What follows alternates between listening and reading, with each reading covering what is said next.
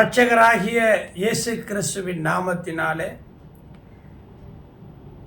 புனித வெள்ளி என்றும் குட் ஃப்ரைடே என்றும் சொல்லப்படுகிற இந்த நாளில் ஆண்டவராகிய இயேசு கிறிஸ்துவினுடைய சிலுவை மரணங்களை நினைவு கூர்ந்து அவருடைய வாயிலிருந்து மொழிந்தருளப்பட்ட 7 வார்த்தைகளை தியானம் பண்ணுகிற இந்த நாளிலே உங்களை என்னுடைய இருதயத்தின் ஆழத்திலிருந்து உங்களுக்கு நான் என்னுடைய ஜெபத்தை ஏறெடுத்துறேன்.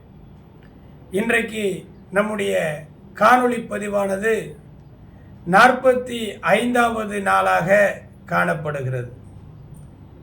சிலுவையினுடைய உபதேசம் கெட்டுப்போகிறவர்களுக்கு பைத்தியக்காரத்தனமாகவும் ரட்சிக்கப்படுகிற நமக்கோ தேவ பலனுமாய் இருக்கிறது என்று அப்போஸ்தலனாகிய பவுல் வாயிலிருந்து வந்த வார்த்தைகளை நாம் மெய்ப்பித்து கொண்டிருக்கிறோம்.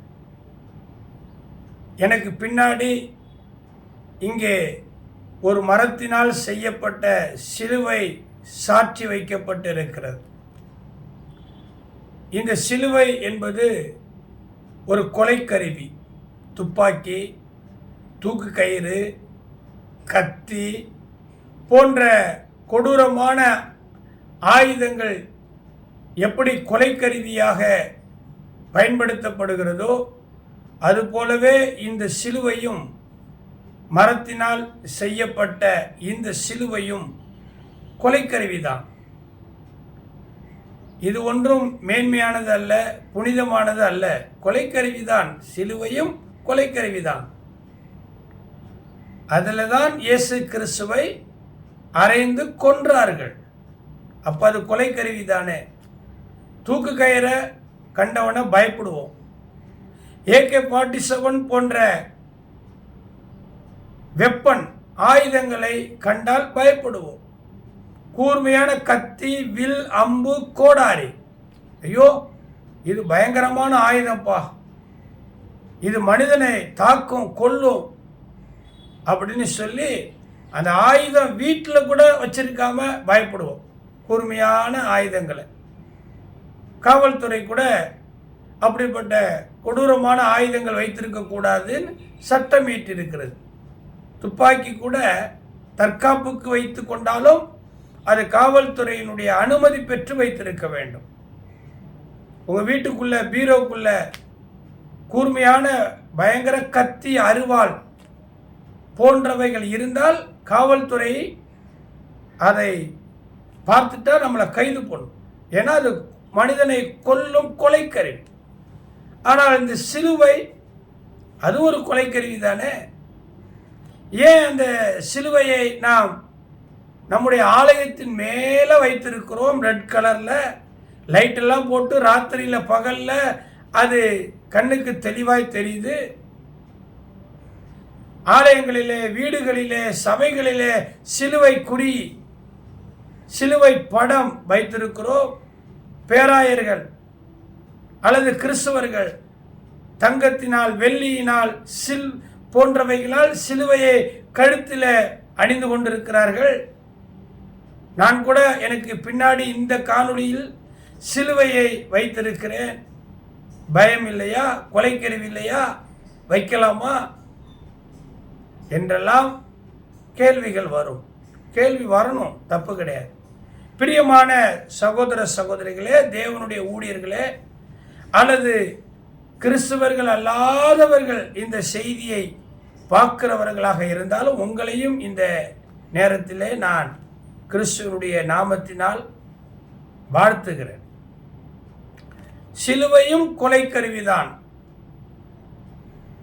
அதில் எந்த மாற்றமும் இல்லை. அதில் அறைந்துதான் இயேசுவை கொலை செய்தார்கள். ஆனால் அந்த கொலைக்கருவியான சிலுவை இயேசு கிறிஸ்துவினுடைய மரணத்தினால் அது பரிசுத்தமாக்கப்பட்டது. பேசிக்கொண்டிருக்கிற நான் கூட ஒரு காலத்தில் பாவிதான். பரிசுத்தமான இயேசு எனக்குள் வந்ததினால் என் பாவ மனுஷன் மரித்து நீதியினால் புது மனிதன் உயிர்ப்பிக்கப்பட்டான். இல்லை என்றால் நான் இந்த காணொளியில் ஒரு ஊழியக்காரனாய், ஒரு பரலோக தொழிலாளியாய் உங்களுக்கு போதிக்க முடியுமா? இயேசு கிறிஸ்துவனுடைய போதனைகளை நான் ஒரு கிறிஸ்தவனாக, ஒரு கிறிஸ்துவ பிரசங்கியாளராக, ஒரு பாவம் மன்னிப்பு பெற்று மனம் திரும்பி ஞானஸ்தானம் எடுத்து சபையில் ஒரு விசுவாசியாய் அபிஷேகம் பண்ணப்பட்ட ஒரு ஊழியக்காரனாய் இல்லாவிருந்தால் நான் இதை பிரசங்கிக்க முடியுமா? வழிபோக்கன் ஒருவன் வந்து கர்த்தருடைய நாமத்தினால் உங்களை ஆசிர்வதிப்பான் என்று சொல்லக்கூடாதுன்னு நாம் வேதத்தில் வாசிக்கவில்லையா? ஆகவே பாவ மனுஷனுக்குள்ள நீதிமானாகிய இயேசு வந்த பிறகு அந்த பாவ மனிதன் மறைந்து போகிறான். புது மனுஷன் நீதியினால் ஸ்திரப்பட்டு உருவாக்கப்படுகிறான். அப்படித்தான் நானும் நீங்களும், உலகமே அப்படித்தான். அதுபோலதான் இந்த மரத்தினால் செய்யப்பட்ட பிளஸ் குறியீடு சிலுவையானது புனிதத்தன்மை இல்லாதது, மகிமையற்றது, உயிரற்றது, அடுப்பில் வைத்தால் எரிந்து போகக்கூடியது, பல வருடங்கள் மண்ணிலே போனால் மக்கி போகக்கூடியது.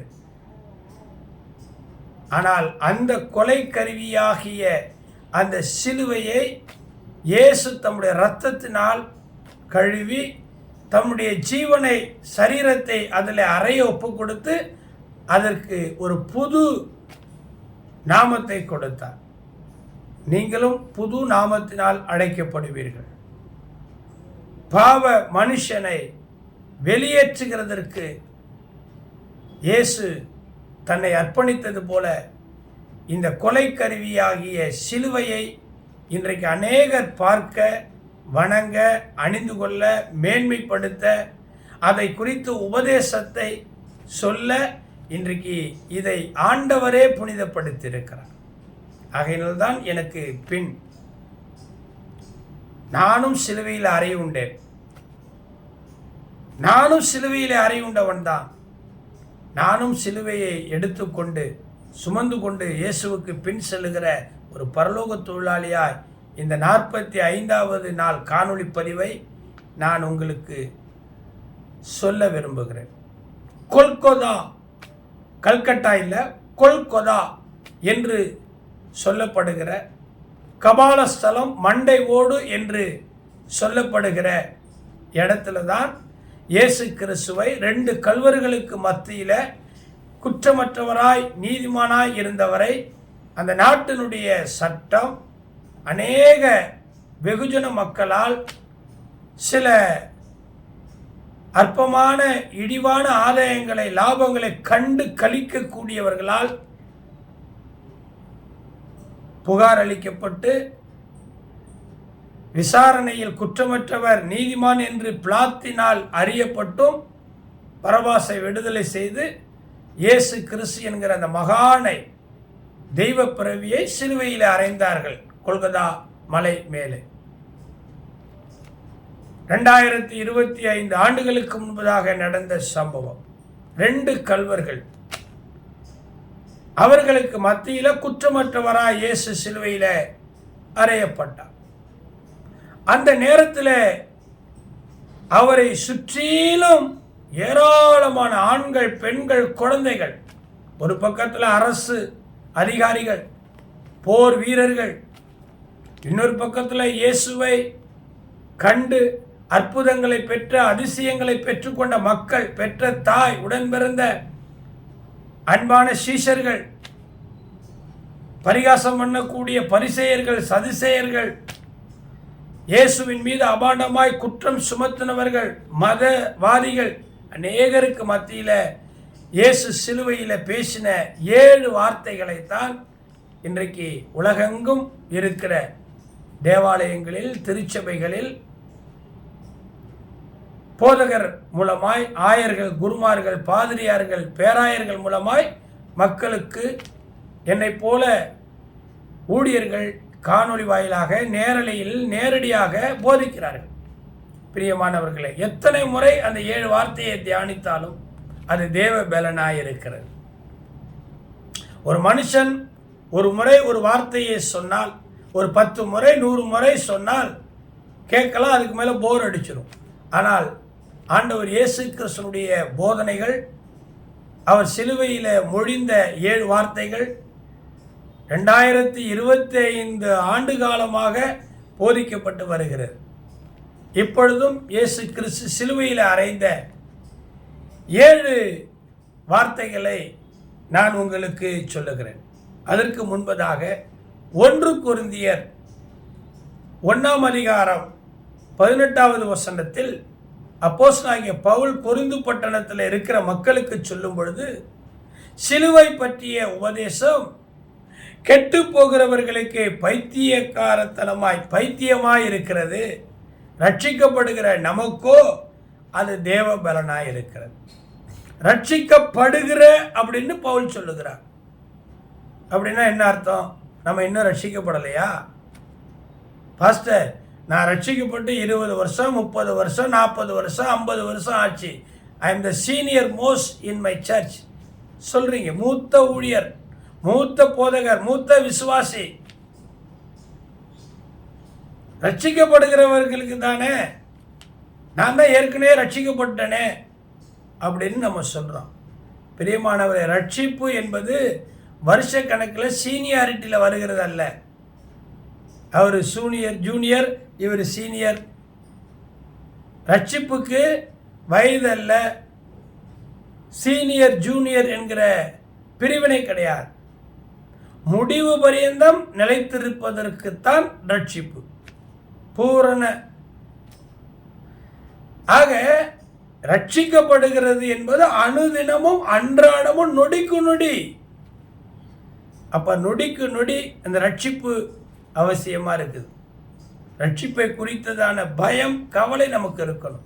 அநேகருக்கு இல்லை. சரி, ரட்சிக்கப்படுகிற நமக்கோ அது தேவ பலனாய் இருக்கிறது. அதே போல 1 கொரிந்தியர் 1ஆம் அதிகாரம் 17வது வசனத்தில் பவுல் சொல்லுகிறார், ஞானஸ்நானத்தை கொடுக்கும்படி கிறிஸ்து என்னை அனுப்பவில்லை, சுவிசேஷத்தை பிரசங்கிக்கவே அனுப்பினார். கிறிஸ்துவின் சிலுவை வீணா போகாதபடிக்கு சாதுரிய ஞானமில்லாமல் பிரசங்கிக்கவே அனுப்பினார். இன்னைக்கு பிரசங்கத்தில் சாதுரியமா பேசுற, நூதனமாய் பேசுற பிரசங்கம் இருக்குது. நம்ம அப்படி பேச முடியாது. துப்புரவாய் பேசுகிற, சத்தியத்தை சத்தியமாய். உங்களுக்கு தெரியும் என்னுடைய பேச்சு, நான் பண்ற பிரசங்கம், ஆலோசனை, கவுன்சிலிங், போதனைகள் எல்லாம் உங்களுக்கு தெரியும். சாதுரியமாய் ஏதோ ஒரு அறிவை பயன்படுத்தி ஒரு ஞானத்தை வைத்து ஜெயிச்சிடலான்லாம் பிரசங்கம் பண்றது கிடையாது. கிறிஸ்துவின் சிலுவை வீணா போகாதபடிக்கு சாதுரிய ஞானம் இல்லாமல் பிரசங்கிக்கணும். அதான் என் பிரசங்கம். நாங்களோ சிலுவையில் அறையப்பட்ட இயேசு கிறிஸ்துவையே அல்லாமல் வேற ஒன்றையும் பிரசங்கிக்கல. ஆகவே இந்த பிரசங்கத்தை கேட்கிற சகோதர சகோதரிகளே, அன்புக்குரியவர்களே, சிலுவையில் மரித்த இயேசு மரிக்கிறதுக்கு முன்னாடி என்ன பேசினார்? 7 வார்த்தை. சிலுவையில் 7 வார்த்தை. அதை குறித்து நான் உங்களுக்கு சொல்லுகிறேன். நீங்களும் விசுவாசிங்கள்.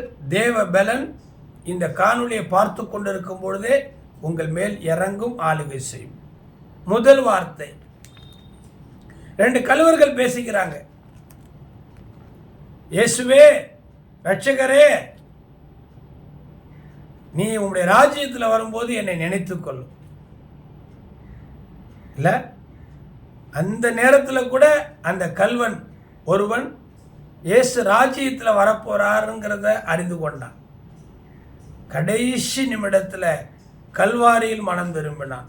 பார்த்து கொண்டிருக்கிற சகோதரியே, இன்னும் எத்தனை நாள் சாக்கு போக்கு சொல்லி ஞானஸ்தானம் எடுக்காமல், மனம் திரும்பாமல், பரிசுத்த ஜீவிய வாழ்வு வாழாமல், சபைக்கு போகாமல், ஊர் சுற்றி உலகம் சுற்றி உங்கள் வாழ்க்கையை உங்கள் பொழுதை வீணடிப்பீங்க. இன்றைக்கே ரட்சண்ய நாள். ஆமாம், இந்த சிலுவையின் உபதேசம் உங்களுக்கு தேவபலனாக இருக்கட்டும். ஒருவரும் கெட்டுப்போவது எங்களுக்கும் சித்தமில்லை, தேவனுக்கும் சித்தமில்லை. அப்போ முதல் வார்த்தை லூக்கா 23ஆம் அதிகாரம் 34. லூக்கா 23:34. அப்பொழுது இயேசு, பிதாவே இவர்களுக்கு மன்னியும், இவர்கள் செய்கிறது இன்னதென்று அறியாதிருக்கிறார்களே என்றார். இயேசு கிறிஸ்துவை அவமானப்படுத்தி, வேதப்படுத்தி, ஊர் ஊராய் தரத்தரனை இழுத்து, காயங்கள் சவுக்கால் அடித்து, காயங்கள், இரத்தங்கள், தண்ணீர் எல்லாம் வந்தது, சிலுவையிலே அறையிறார்கள். ஆனாலும் அவர் பிதாவினிடத்தில் சொன்னார், இவங்க செய்கிறது இன்னதென்று அறியாது இருக்கிறார்கள். என்ன ஒரு அருமையான மனப்பான்மை, என்ன ஒரு சிந்தை, என்ன ஒரு எண்ணம். நம்மளால தான் என்ன பண்ணுவோம், தெரியாமல் நம்ம மேலே ஒருத்தர் இடிச்சிட்டாலே, உன்னை என்ன பண்ணுறேன் பார், யாரை இடிக்கிற, யாரை பேசுகிற, யாருக்கிட்ட வச்சுக்கிற, யாரை முறைக்கிற, இடம் தெரியாமல் விளாடுற, அவ்வளவுதான், உன்னை அழிச்சிருவேன். யார் தெரியுமா வக்கீல், நான் யார் தெரியுமா போலீஸ், நான் யார் தெரியுமா அரசியல், நான் யார் தெரியுமா பணக்காரன், நான் யார் தெரியுமா ரவுடி, நான் யார் தெரியுமா மந்திரவாதி, என்னென்னமோ சொல்லி தெரியாமல் கால் பட்டதுக்காக இல்லை. ஆனால் இயேசு கிறிஸ்துவை நீதிமான் என்று தெரிந்தும், ஒரு பாவமும் ஒரு குற்றமும் செய்யாதவர் என்று அறிந்தும், விசாரித்து விடுதலை பெற்றும் அவர் அடிச்சிட்டாங்க. அப்போ அவர் சொல்கிறாரு, பிதா இவங்க செய்வது இன்னதென்று அறியாது இருக்கிறாங்க, இவங்களுக்கு மன்னி. மனுஷனுடைய வாழ்க்கையில் மன்னிப்பு இன்னொரு தப்பை செய்கிறதுக்கு அல்ல மன்னிப்பு, இனி தப்பே செய்யாதபடிக்கும் செய்த தப்பிதங்களை அறிந்து உணர்ந்து மனம் வருந்துவதற்குத்தான். நீங்கள் எப்படி மன்னிங்க? மன்னிக்கவே முடியல பிரதர், நானும் எவ்வளவோ முயற்சி பண்ணுறேன், என்னால் அந்த அம்மாவை மன்னிக்க முடியல, அவரை மன்னிக்கவே முடியல, என் புருஷனை. எஸ், உண்மைதான். அவங்க பேசுனது, அவங்க உங்களை வேதனைப்படுத்தினது, அவமானப்படுத்தினது, போலீஸ் ஸ்டேஷனில் கொண்டு போய் நிற்க வச்சது, கோர்ட்டில் கொண்டு போய் நிற்க வச்சு உங்கள் குடும்ப மானத்தை வாங்கினது, அப்போ நீங்கள் வெக்கப்பட்டது, அழுதது எல்லாம் உங்கள் மனசில் இருக்குது. Yes, I know very well. எனக்கும் புரிந்து கொள்ள முடியும். நானும் உங்களை போல பாடுள்ள மனுஷன்தான். இல்லை பிரதர், 2 அடி அடிச்சிருந்தா கூட நான் தாங்கியிருப்பேன் பிரதர். என்ன வார்த்தை பேசிட்டா, விபச்சாரின்னு சொல்லிட்டா பிரதர். நான் உண்மையாக இருக்கிற உத்தமி பத்தினி, என்னை போயிட்டு அபாண்டமாக என் ஊரில் சொந்த பந்தத்தில் விபச்சாரி வேசி என்னை அப்படின்னு சொல்லிட்டா, மனசு தாங்கலை, நான் மறந்துட்டேன் அவளை, என்னால் மன்னிக்க முடியல. சொல்கிறீங்களா? மன்னிக்க. திருவள்ளுவர் தெரியல, இயேசுவை தெரியும், திருவள்ளுவரையும் படிச்சிருப்போம். அவர் சொல்கிறாரு, தீயினால் சுட்ட புண் உள்ளாரும் ஆறாதே, நாவினால சுட்ட வடு. அதானே நீங்கள் சொல்கிறீங்க. நெருப்பால் சுட்டிருந்தா கூட இந்த காயங்களை மருந்து போட்டு ஆற்றியிருப்பேன். ஆனால் வாயால் ஒரு வார்த்தை சொன்னேன், என் இருதயமே உடைச்சி, எப்படி மன்னிக்க முடியும்? அதானே உங்களுடைய கணக்கு பேச்சு. நீங்கள் சொல்ல வர்றது முடியாது பிரதர். உங்கள் பேச்சை கேட்டு மறந்துடுறேன், அவகிட்ட போக மாட்டேன், அவங்ககிட்ட போக மாட்டேன், இனிமேல் எனக்கு வேண்டாம், இந்த பாஸ்டர் கூட வேண்டாம், அந்த சபை கூட வேண்டாம், நான் பாட்டில் ஜெபம் பண்ணி வீட்டில் இருந்தேன், ஊழியத்துக்கு போகல. அதானே உங்களுடைய எண்ணம். இயேசுவை நினச்சி பாருங்க, இயேசுவை நினச்சி பாருங்க. அவர் சொல்கிறாரு, என் சமாதானத்தை உனக்கு வச்சுட்டு போகிறேன். அவர்கிட்ட இருந்த சமாதானம் உங்கள் இருதயத்தில் வரணும். இயேசு கிறிஸ்துவில் இருந்த சிந்தையே நம்மக்கிட்ட இருக்கணும். அவ்வளோ பெரிய மகான், அவரை போல ஒரு சித்திரவதை பீஸாக கிழிச்சாங்க, பொறுமையாக இருந்தார். அவமானம் பாடுகளை அவர் சகித்து கொண்டார். அதனால தான் இன்றைக்கு உலகமே அவருக்கு பின்னாடி செல்லுது. நீங்களும் மன்னிக்கிறதற்கு தயை பெருத்திருக்கிற ஆண்டவர் மன்னிச்சிருக்க. மன்னிப்பு தான் முதல் தண்டனை, பெரிய தண்டனை. மன்னிச்சிடுறீங்களா? என்ன கூட மன்னிச்சிருங்க. நானும் நிறையா கடுமையாக துரோகம் பண்ணலை, ஏமாத்தலை, வஞ்சிக்கலை, பொய் சொல்ல, சத்தியத்தில் கொஞ்சம் கராக இருப்பேன். அது நிறைய பேருக்கு பிடிக்காது. நிறைய பாஸ்டர்ஸுங்க, விசுவாசிகளுக்கெல்லாம் நான் அப்படி இருக்கிறது பிடிக்காது. என்ன பண்ணுறது, ஊழியக்காரன் ஆகிட்டானே, சத்தியத்தை காம்ப்ரமைஸ் பண்ண முடியாது, எதை வேணாலும் இழக்கலாம். இயேசுவினுடைய சத்தியத்தை விற்க முடியுமா, இழக்க முடியுமா? அதனால் மன்னிக்கிற மனசு உங்களுக்கு இருக்குது. மற்றவர்களே மன்னிக்காவிட்டால் உங்களுடைய பாவத்தை ஆண்டவர் எப்படி மன்னிப்பார்? மன்னி. பிதாவே, இவர்கள் செய்வது இன்னதென்று அறியாதிருக்கிறார்கள், இவர்களுக்கு மன்னியும். இது முதல் வார்த்தை. இரண்டாவது வார்த்தை லூக்கா 23ஆம் அதிகாரம் 43வது வசனத்தில் இயேசு அவனை நோக்கி, இன்றைக்கு நீ என்னோடு கூட பரதீசில் இருப்பாய் என்று மெய்யாகவே உனக்கு சொல்லுகிறேன் என்றார். 2 கள்வர்கள், அவங்க திருடி தப்பு பண்ணி அது நிரூபிக்கப்பட்டு தண்டனை அனுபவிக்கிறாங்க. ஆனால் இயேசு அப்படி இல்லை. அதில் ஒரு கள்வன் பரிகாசம் பண்ணுறான். வேறையா நீதிமானாக இருந்தார், இவரே பிடிச்சி ஜெயிலில் போட்டாங்க. உண்மையாக இருந்தார், இவருக்கு வந்த பேரை பற்றியான்னு. அப்படி தான் உலகம் நம்மளை தோற்றோம். அவங்க கிண்டல் பண்ணுறது, பரிகாசம் பண்ணுறதுக்காக நம்ம அநீதியாக நடக்க முடியுமா? பாவம் செய்கிறவன் இன்னும் பாவம் செய்யட்டும், அநீதியாக நடக்கிறவன் இன்னும் அநீதியாக நடக்கட்டும். பரிசுத்தமாக இருக்கிற நீ இன்னும் பரிசுத்தமாக இருந்தானே ஆண்டவர் நமக்கு சொல்லியிருக்கிறாரு. ஆமாம், பண்ணி கீழே குனிஞ்சிக்கிட்டே போகும், கண்டதெல்லாம் திங்கும். அதுக்காக நாமும் பண்ணி மாதிரி தலையை குனிஞ்சிட்டு போக முடியுமா? கண்டதை திங்க முடியுமா? ஒரு கள்வன் பரிகாசம் பண்ணுறான், இன்னொரு கள்வன் இயேசு யாருன்னு புரிஞ்சுக்கிட்டான். அவருடைய பொறுமை, அவர் மன்னிக்கிறத பார்த்து புரிஞ்சுக்கிட்டான். அப்போ ஆண்டவரே, நீர் உம்முடைய ராஜ்யத்தில் வரும்போது என்னை நினச்சிக்கப்பா, நான் பாவிதான், தப்பு பண்ணி தண்டனை வைக்கிறேன், ஆனாலும் மனம் திரும்புறதுக்கு நான் விரும்புகிறேன், என்னை கைவிட்டுறாத.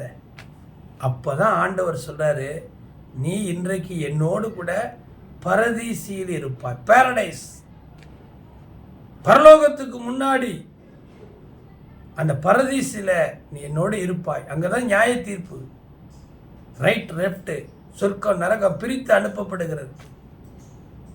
என்ன அருமையான ஒரு மனம் திரும்புதல் அந்த இடத்துல, கடைசி நிமிடத்தில். பிரியமானவர்களே, ஆண்டவர் உங்களை இந்த கடைசி நேரத்தில் கூட கைவிட மாட்டார். டாக்டருக்கு சொல்லுவாங்க, கடைசி நேரத்தில் கொண்டு வந்திருக்கிறீங்களே, எங்களால் ஒன்றும் பண்ண முடியாது, அவ்வளவுதான்பாங்க. ஆனால் இயேசு கடைசி நேரமாக இருந்தாலும் உன்னை கைவிட மாட்டார். இன்றைக்கு நீ என்னோடு கூட பரதீசியில் இருப்பார். ஆத்துமா, ஆண்டவர் அதை செஞ்சார். பிரியமானவர்களே, நீங்கள் உங்கள் அப்பா அம்மாவை கைவிட்டீங்கள, உன் மனைவி புருஷன் பிள்ளைகளை கைவிட்டீங்கள, உங்களை நம்பினவங்களை கைவிட்டீங்கள, தப்பு அல்லவா? கைவிடாதீங்க. ரட்சிக்கக்கூடாதபடிக்கு அவருடைய கை குறுகி போகலை, சேர்த்துக்கொள்ளுங்க. இன்றைக்கு என்னோடு கூட பரதீசியில் இருப்பாய், ஒருவரையும் பாவி என்று தள்ளலை. நம்ம கூட தள்ளிடுறோம். போ, அப்புறம் போ உட்காரு, அங்கே போய் உட்காரு, நீ அங்கே போய் உட்காரு, அப்புறம் வா, உன்னை எனக்கு பிடிக்கல, வரவே வராத, தள்ளி விடுறோம். ஆண்டவருடைய வார்த்தை சொல்லுது, அவர் தம்முடைய ஜனங்களை ஒரு நாளும் தள்ளி விடலை. இல்லை, 430 வருஷம் இஸ்ரேல் ஜனங்கள் எகிப்தில் அடிமைப்பட்டிருந்தாங்க. வனாந்தரத்தின் வழியாய் கானான் தேசத்தில் கொண்டு வந்து சேர்த்தார். செங்கடலில் கூட அவர்களை எப்படி வழி பிளந்து கொண்டு வந்தார். உங்களையும் அப்படிதான் செய்வார். இன்றைக்கு நீங்களும் தேவனுடைய ராஜ்யத்தில் பரதீசியில் இருக்கும்படியாய் உங்களை அர்ப்பணிக்கிறீங்களா? மூன்றாவதாக யோவான் 19ஆம் அதிகாரம் 26, 27 நேதர்மா சொல்லுது, பின்பு அந்த சீஷனை நோக்கி, அதோ உன் தாய் என்றார். அதோ உன் மகன் என்றார். அந்த நேரத்திலே அந்த சீஷன் அவளை தன்னிடமாய் ஏற்றுக்கொண்டார். ஒரு குடும்ப உறவு. கன்னி மரியாள் பரிசுத்தமான ஒரு பெண், பரிசுத்த ஆவியினால இயேசு என்கிற அந்த குமாரனை கருவில சுமந்தா. திருமணம் நிச்சயிக்கப்பட்டிருக்கிறது. யோசேப்பும் மரியாளும் சரீர ரீதியாக அவர்கள் உறவு கொள்ளவில்லை. ஆனால் அதற்கு முன்பதாகவே இயேசு என்கிற ஒரு குழந்தை மரியாளுடைய கருவில வந்து விட்டது. ஊர் என்ன பேசும்? ஒரு கன்னி பெண், திருமணம் நிச்சயிக்கப்பட்டிருக்கிற ஒரு பெண் கர்ப்பவதியா இருக்கிறாள் என்றால் என்ன பேசுவாங்க? என்னென்னமோ பேசுவாங்க. உங்களை கூட இல்லை அபாண்டமாய் பை சுமித்திருக்கிறாங்களே, அதனால தானே உங்களால் மன்னிக்க முடியல. அப்படிப்பட்ட அந்த மரியாளை இயேசு கிறிஸ்து அந்த தாயாகிய மரியாளை பரலோக ராஜ்யத்துக்குள்ளே எடுத்துக்கொள்ளப்படுகிற நேரத்தில் அனாதையாய் தவிக்க விடலை. ஆண்டவர் சொன்னார், நான் உங்களை திக்கற்றவர்களாய் விடேன். அனாதன்றீங்களா? அநாத ஆசிரமத்தில் இருக்கிறீங்களா? உங்கள் பிள்ளை உங்களை கவனிக்கல, கொண்டு போய் எங்கேயோ ஒரு அநாத ஆசிரமத்தில் விட்டுட்டானேன்னு கவலைப்படுறீங்களா? அல்லது வீட்டிலேயே ஒரு மூலையிலேயே பைத்தியம் பிடிச்சது போல அனாதையாக இருக்கிறேன்றீங்களா? எப்படிங்க உங்களை அனாதையாக விடுவார்? இயேசு தன்னுடைய தாயாகிய மரியாளை அன்பின் சீஷன், மார்பில சாய்ந்திருந்த இந்த சீஷன் யோவான் இடத்துல, எப்பா நான் மரிக்க போறப்பா, எனக்கு ஒரு உதவி செய்தியா சொல்லுங்க ஆண்டவரே. என்னை கருவில சுமந்தாங்க என் தாய் மரியாள். என்னால் அவங்களுக்கு நிறைய அவமானம் நிந்தை இருக்கட்டும். சிறுமைப்பட்டவன் மேல் சிந்தை உள்ளவன் பாக்கியவான். நான் மரித்து பிதாவினுடைய ராஜ்யத்தில் இளைப்பாற போகிறேன். அந்த நிற்கிறாங்க பார்த்தீங்களா கீழே, எங்கள் அம்மா தாய் மரியாள், அவளை பார்த்துக்கப்பா, தாயை போல பார்த்துக்கப்பா. ஆண்டவர் சொன்னார். அந்த சீசன் ஏற்றுக்கொண்டார். அந்த அம்மாக்கிட்டையும் சொன்னார், அவன் உனக்கு மகனாக இருப்பான். இனிமேல் நான் உனக்கு மகன் இல்லை, யோவான் உனக்கு மகனாக இருப்பான். பார்த்து கொண்டிருக்கிற இந்த செய்தியை கேட்டுக்கொண்டிருக்கிற சகோதரியே, சகோதரனே, உன் தாய் வயது சென்று விட்டாள் என்று அவளை அசட்டை பண்ணாதே. உன் தாயின் போதகத்தை தள்ளாதே. உன் தாயும் தகப்பனையும் கனம் பண்ணு. நீ நல்ல ஆயுஷ் நாளோடு இருப்ப. இயேசு அதை செஞ்சார். இன்னைக்கு அநாத ஆசிரமம். மனைவி வந்த உடனே மனைவி பேச்சை கேட்டுக்கிட்டு பெத்தவங்களை துக்கப்படுத்துகிற, துன்பப்படுத்துகிற அநேகர். நீங்க அப்படி பண்ண மாட்டீங்க. அநேகர். எத்தனை அநாத ஆசிரமம் இருக்குது தெரியுமா? நான் பார்க்குறேன். இங்கெல்லாம் நிறைய பேருக்கு உதவி செய்கிறேன். இதை பார்த்து கொண்டிருக்கிற சகோதரி, ஆண்டவருடைய வார்த்தை அந்த உறவுகளை இணைக்கிறது. அதோ உன் தாய், அதோ உன் சகோதரன். இந்த உறவுக்கு கை கொடுத்தார். உறவுகளை பிரிக்காதீங்க. நல்ல உறவுகளுக்கு துணையா இருக்கு. ஆண்டவர் செஞ்சார். 4வது வார்த்தை மத்தேயு 27:46. 9ஆம் மணி நேரத்தில் இயேசு ஏலி ஏலி லாமா சபக்தானி என்று மிகுந்த சத்தமிட்டு கூப்பிட்டார். அதற்கு என் தேவனே, என் தேவனே, ஏன் என்னை கைவிட்டீர் என்ற அர்த்தமா? கைவிட்டு விட்டவர்களை எல்லாம் கை கொடுத்து தூக்கினவர். நான் உன்னை விட்டு விலக மாட்டேன், உன்னை கைவிட மாட்டேன் என்று சொன்னவர். பிதாவாகிய தேவனிடத்தில் சொல்றார், நான் செய்ய வேண்டியது இன்னும் நிறைய இருக்குதே, இன்னும் கொஞ்சம் மக்களை நான் சந்திக்கணுமே. 9ஆம் மணி நேரத்தில்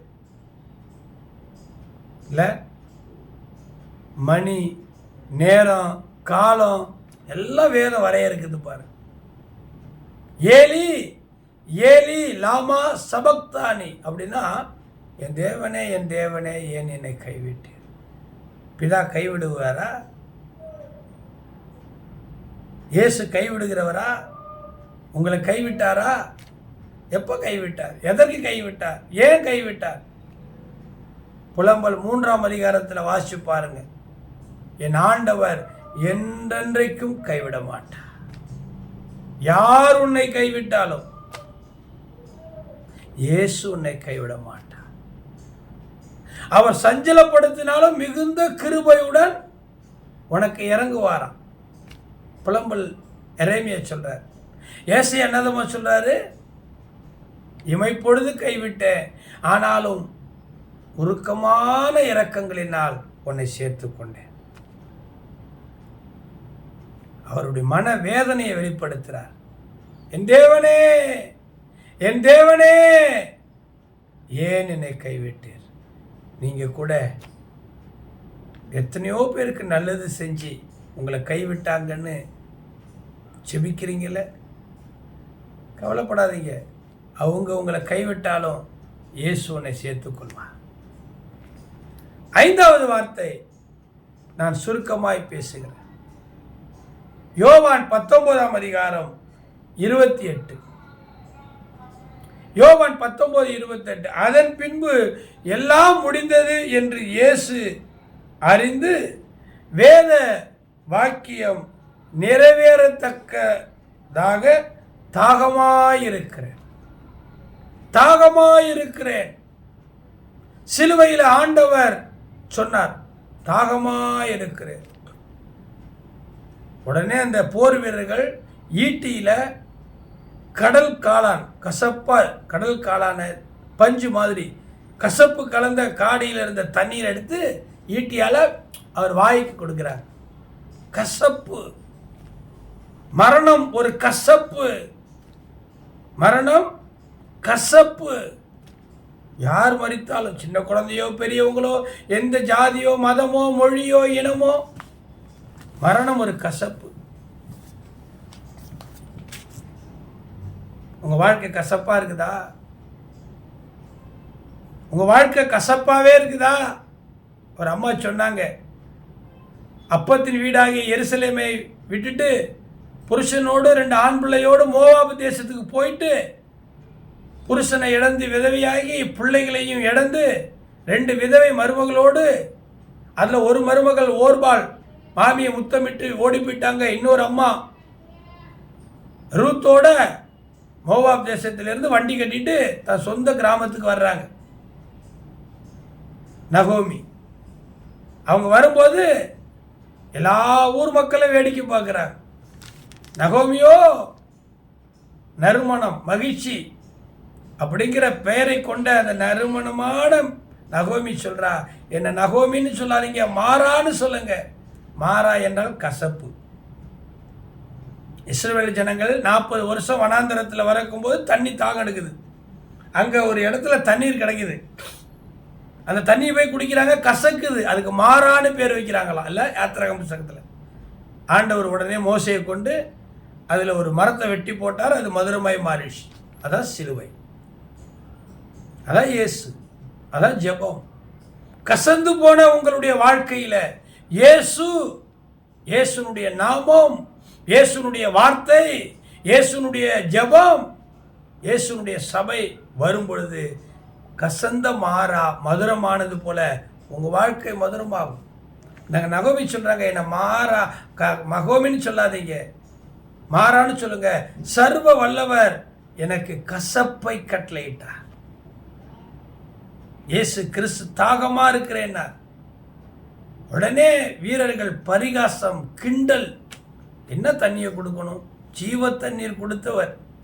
சமாரியா நாட்டினுடைய பெண் கிராமத்திலிருந்து தண்ணி எடுக்கிறதுக்கு வயல்வெளியில் யோசேப்பு என்கிற ஒரு மனுஷனுடைய வயலில் இருந்த கிணற்றுக்கு வர்றா தண்ணி எடுக்க. அப்போ மேசியா இயேசு ஊழியம் முடிச்சுட்டு பசியோடு உட்கார்ந்து இருக்கிறவர்களிடத்துல பேசுகிறாங்க 2 பேரும். தண்ணி கொடுமா, தாகமாக இருக்குதுன்னார். உடனே அந்த அம்மா, நீ யூத, நான் சமாரியா, தண்ணி கொடுக்கலாமா? அப்போ ஏசு சொல்கிறாரு, நீ யாருக்கிட்ட பேசியிருக்கிறது தெரியுமா? நீ இந்த கிணத்துல எடுக்கிற பாரு இந்த தண்ணி, அந்த தண்ணியை குடிச்சினா திரும்ப திரும்ப திரும்ப தாகம் இருக்கும். ஆனால் நான் கொடுக்கிற தண்ணீர் உன் ஆத்மாவுக்கு இளைப்பாறுதலை தரும், ஜீவ தண்ணீர். இயேசுவே நீர் மேசியா தீர்க்கதரிசி என்று அறிந்து கொண்டு ஊருக்குள்ளே போயிட்டு ஊரில் இருக்கிற மொத்த ஜனங்களை அழைச்சிட்டு வந்தாங்க அந்த அம்மா. இன்னைக்கு உங்கள் கசப்பை ஆண்டவர் மாற்றுவார். கசந்து போயிருக்கிறீங்க, மனம் கசந்து மனம் நொந்து வேதனையோடு, ஐயோ எல்லாம் போச்சு எல்லாம் போச்சு, தலையில் அடிச்சுக்காதீங்க. உங்கள் தலையெடுத்து ஆண்டவர் மாற்றுவார். தாகமாக இருக்கிறேன். வேத பண்டிதர்கள் இதை குறித்து சொல்லும்போது அவர் ஆத்துமா தாகமாக இருக்கிறார் என்றும், சரீர பிரகாரமாக அவர் அடிக்கும் பொழுது தண்ணீர் ரத்தமெல்லாம் போய் களைப்பாறதுனால மாமிச தாகம். எந்த தாகம்? ஆக்சுவலாக அவர் மாமிசத்தில் இருந்தார், தண்ணீர் கொடுத்தார். ஆத்தும தாகமும் அவருக்கு உண்டு, மாமிச தாகம் உண்டு. தாகம் உள்ளவன் மேல் தண்ணீர் ஊற்றுவார். வெளிப்படுத்தின புஸ்தகம் 21ஆம் அதிகாரத்தில் 6வது வசனத்தில் சொல்லுது, தாகமாயிருக்கிறவனுக்கு ஜீவ நீரூற்றில் இலவசமாய் குடிக்க தண்ணீர் கொடுப்பேன். இயேசு ஒரு ஜீவ நீரூற்று. தாகமாக இருக்கிறீங்களா? சபையின் மேலே தாகம் இருக்குதா? சத்தியத்தின் மேலே தாகம் இருக்குதா? ஆத்துமா பாரம் இருக்குதா? ஊழியத்தின் மேலே இன்னைக்கு இல்லையே, தாகம் இல்லை. நீதியின் மேல் பசி தாகம் இல்லையே. பிரியமானவர்களே, தாகமாக இருங்க. இயேசுவுக்கு தாகம் இருந்தது. அந்த தாகத்தை ஆண்டவர் வெளிப்படுத்தினார். எனக்கு கூட தாகம், நல்ல சபை கட்டணும், ஜனங்களை ஆயத்தப்படுத்தணும், பரிசுத்தத்தில் நிலைத்திருக்கணும், சத்தியத்தில் வேறு ஒன்று இருக்கணும், ஊழியம் பண்ணணும், ஆசீர்வாதமாக இருக்கணும், கரைதிரையற்றவராய் இயேசு கூப்பிடும் போது போகணும். அதுதான் தாகம். உங்கள் தாகத்தை ஆண்டவர் நீட்டுவார். 6வது வார்த்தை யோவான் 19:30. இயேசு காடியை வாங்கின பின்பு முடிந்தது என்று தலையை சொல்லி தலையை சாய்த்து ஆவியை ஒப்பு கொடுத்தார். It's finish, the end of session. இந்த காடியை வாங்கினர். கசப்பு, இந்த உலக கசப்பு, மக்கள் கசப்பு, மக்களுடைய எண்ணம், சிந்தனை, செயல் எல்லாம் கசப்பு. குடிக்க முடியல. முடிந்தது முடிந்தது. நான் சொல்லட்டா, உங்கள் துக்க நாட்கள் முடிந்தது. ஏசு அதுதான் நினைச்சிருப்பாரோ?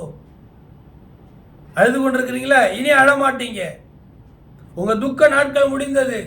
எருசலேம் பட்சமாய் பேசி அதனுடைய பாவம் நிவர்த்தி ஆயிற்று, போர் முடிந்தது என்று சொல்லுங்கள்.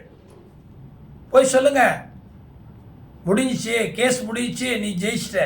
வக்கீல் சொல்றாருல, ஆர்டர் ஆர்டர் ஆர்டர், வாய்தா வாய்தா வாய்தான்னு இழுக்கடிச்சாங்க பிரதர். உபவாசம், ஜபம். இப்போ ஆண்டவர் உங்களுக்காக யாவையும் செய்து முடித்தார். முடிஞ்சு பிரதர். பிசாசு உங்களை 10 நாள் உபத்திரவம் பண்ணான், முடிஞ்சு. இனிமேல் நீங்கள் மரண பரியந்தம், முடிவு பரியந்தம் நல்லா இருப்பீங்க. ஜீவ கிரீடம் ஆண்டவர் உங்களுக்கு கொடுக்க போகிறார். உண்மையாக இருந்தீங்களே, முடிஞ்சு. உங்கள் பிரச்சனை முடிஞ்சு, சால்வ், ஃபினிஷ். சிரிங்கலை. இயேசு முடிந்தது என்று ஜீவனை ஒப்பு கொடுத்தார். அதனால தான் உங்கள் பிரச்சனை முடிந்தது. இனிமேல் பாருங்கள், நீங்கள் வேறு வம்பில் போய் மாட்டிக்காதீங்க. ஆமாம் ஆமாம், எல்லா சாபம் பாவம்லாம் முடிஞ்சு, எரைஸ்டு. இல்லை, செல்ஃபோனில் கம்ப்யூட்டரில் வைரஸ் வந்து எல்லாவற்றையும் டேமேஜ் பண்ணிச்சுல, அழிச்சிட்டிங்கள, முடிஞ்சு. இனிமேல் ஃப்ரீ. ஃப்ரீ தானே? சந்தோஷமாக இருக்கு. ஏசு சொன்னார் 6வது வார்த்தை, முடிந்தது. நானும் சொல்கிறேன், உன் துக்க நாட்கள் முடிந்தது. இனி நீ அழுது கொண்டு இருக்க போவதில்லை. உன் பிரச்சனை, போராட்டம்லாம் ஒரு முடிவு வந்துச்சு, கேஸ் முடிஞ்சு. இனிமேல் உன் மேலே ஃபால்ட் இல்லை. அடுத்தது 7வது வார்த்தை என்ன தெரியுமா? லூக்கா 23:46. இயேசு, பிதாவே உம்முடைய கைகளில் என் ஆவி ஒப்பு கொடுக்கிறேன் என்று மகா சத்தமாய் கூப்பிட்டு சொன்னார். இப்படி சொல்லி ஜீவனை விட்டார். ஜீவனை விட்டார். பிதாவே, என் ஆவியை ஒப்பு கொடுக்கிறேன். எங்க பெற்றுக்கொண்டாரோ அங்க ஒப்பு கொடுத்தார். பாவம் ஒரு பக்கம், பழி ஒரு பக்கம். அப்படி இல்லை, நீங்க எங்க தொடங்குனீங்க அங்கதான், இல்லையா? பிரியமானவர்களே, நான் அதிக நேரம் விலக்கி சொல்ல வேண்டிய அவசியம் இல்லை. இயேசு தன்னுடைய ஆவியை பிதாவினிடத்தில் ஒப்பு கொடுத்தார். நீங்க ஒப்பு கொடுக்க வேண்டியது எங்க? எதுவா இருந்தாலும் ஒப்பு கொடுக்க வேண்டியது இறைவனிடத்தில். நீ ஒன்றையும் குறித்து கவலைப்படாதபடிக்கு சோத்திரத்தோடு கூடிய ஜெபத்தோடு வேண்டுதலோடு தேவனுக்கு தெரியப்படுத்து. ஒப்பு கொடு. ஒப்பு கொடுத்துட்டு ஜீவனை விட்டாராம். இன்னைக்கு ஒப்பு கொடுக்கப்பட்டவர்களுடைய வாழ்க்கையில இயேசுனுடைய ஜீவன் இருக்கிறது.